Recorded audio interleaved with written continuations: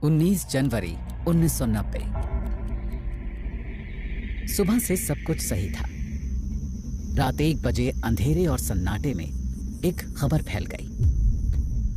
ओशो की तबीयत सही नहीं है।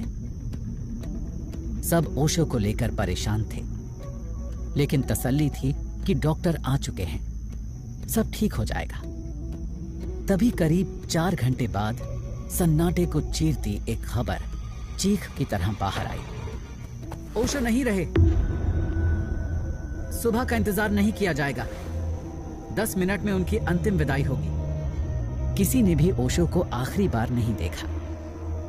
सबके कानों में ओशो के कहे शब्द जैसे घूमने लगे। तू 3 महीने मरघट पे बैठ, सुबह से सांझ, रात से दिन, लाशों को जलते देख। मौत जिंदगी की सच्चाई है, समझ आ जाएगा। वेद ओशो की मौत का यह किस्सा अपने डैड से सुन रहा था। मेरी मौत भी मेरी सच्चाई है फिर। जो ऐसी अजीब बातें कहते थे, जिनके साथ इतना कुछ हुआ, मुझे उन्हें समझना है और उनकी कही हर एक बात को भी। ओशो इंटरनेशनल।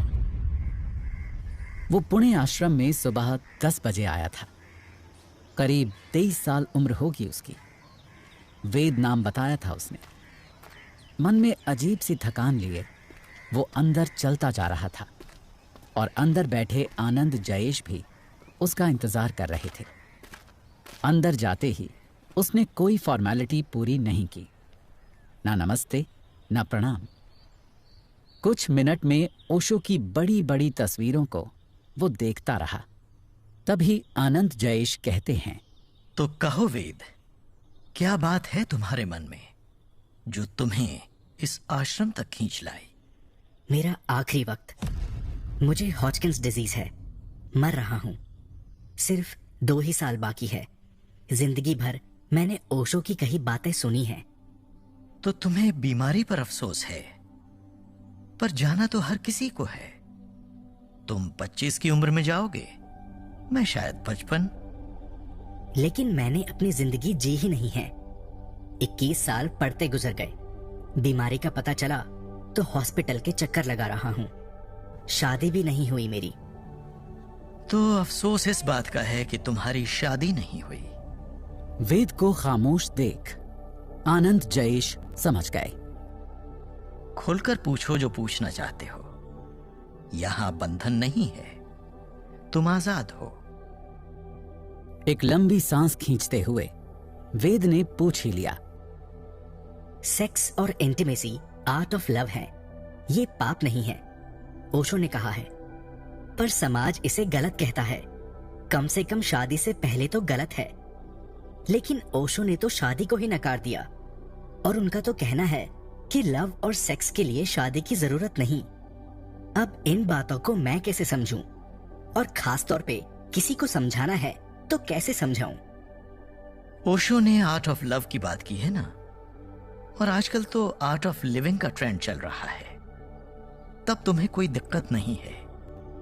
जब जिंदगी की बात करेंगे तो प्यार और सेक्स क्यों नहीं? ये भी तो जिंदगी का अहम हिस्सा है। कुछ समझ नहीं आया।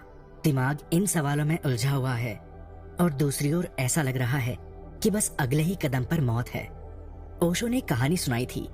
सिकंदर ने जाते वक्त कहा था कि मेरी हथेलियां बाहर निकाल कर खुली रखना, ताकि अंतिम यात्रा में लोग याद रख सकें कि सिकंदर महान भी खाली हाथ गया था। मैं भी खाली हाथ जा रहा हूं, पर सिकंदर को अपने जाने में गर्व था। मुझे अफसोस है। अब इस अफसोस का मैं क्या करूं? खाली हाथ तो ओशो भी चले गए वेद। वो भी इस दुनिया से कुछ लेकर नहीं गए। बात सही है, पर फिर भी मन में एक सवाल है। जैसे उनकी बहुत सी बातें कंट्रोवर्शियल है, वैसे ही उनकी मौत भी एक कंट्रोवर्सी है। कैसे गए वो दुनिया छोड़कर? ओशो की जिंदगी मुझे अपनी तरफ खींचती है। मुझे जानना है, सब समझना है, उनकी कही हर एक बात का मतलब। बंजारा बनना चाहोगे? एक बंजारा ही दूसरों की जिंदगी को ज्यादा अच्छी तरह से समझ सकता है। मतलब? मेरी उम्र बीत गई ओशो को समझते। तुम्हारे जैसे एक आवारा साथी की जरूरत थी, ताकि हर उस जगह पर जा सकूं जहां से ओशो का संबंध है। तुम्हें देखा तो ख्याल आया कि हम ये सफर एक साथ तय कर सकते हैं। फिर क्या ख्याल है, मेरे इस सफर में मेरे साथ चलोगे? मेरी जिंदगी का आखिरी पल बेहद नजदीक है। बेहतर है आवारापन गुजार दूं। मैं तैयार हूँ। चलो फिर पहले तुम्हारे आज के सवाल का जवाब समझते हैं।